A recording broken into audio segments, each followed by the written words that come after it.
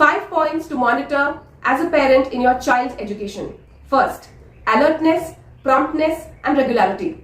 So whatever time the child gives to that particular study session, that should the child should be alert in that session and prompt to solve the activities and exercises given at the end of the chapter.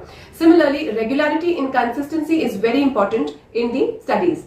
Second point, there has to be a balance in the socio-cultural life with the studies, because people sometimes speak very high about the backbenchers' life. They have the ability to solve the problems, while the front benchers only know the solutions to the problems. But the truth is, I would not suggest people to credit the backbenchers. It's important that the classroom settings should be done, that every child should be getting a chance to come in the front, and very importantly, these efforts should be from the child's mind also, because regularity and alertness, they are increased on the front benches. And the socio-cultural life, it might be good in the back benches, but that is not what's supposed to be in the school. Socio-cultural life is most importantly looked after at the homes, at the environmental setup which you have in your society, the child's relations with the other children, the friends, family, how they treat others. So this is all what is important part of a socio-cultural life, and this has a very important role to play in the child's education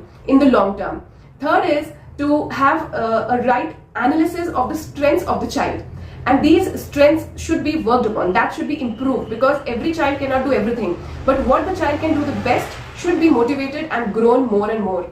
Fourth is to work on your weaknesses, to judge what is the child's weakness, and to also work upon that weakness, because in general, whenever the competitive exams need to be cleared, or whenever in general a life needs to be lived, in that sense also a holistic approach has to be there, and the certain weaknesses will always show in the later stages. So the weaknesses also need to be worked upon, although they do not need to be stressed, and the child should not be humiliated for that weakness.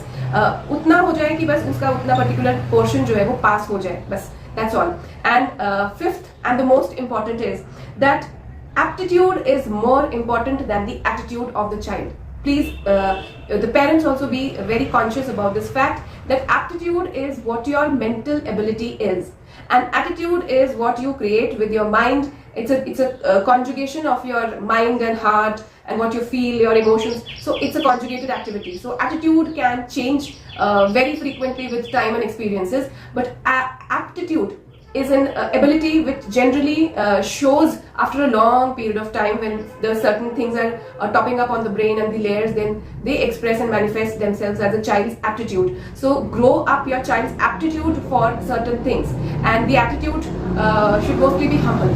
So humility is what leads you to knowledge, and so I would suggest and I would recommend the IQ, EQ, which is already known to most of the parents, but what we have started working upon is the CQ, which is the cultural quotient, and the SSCQ, which is the socio-cultural quotient. So increasing the child's cultural sensitivity, but at the same time working on the responses of that child, so that the child might be more comfortable and acceptable towards the other cultures.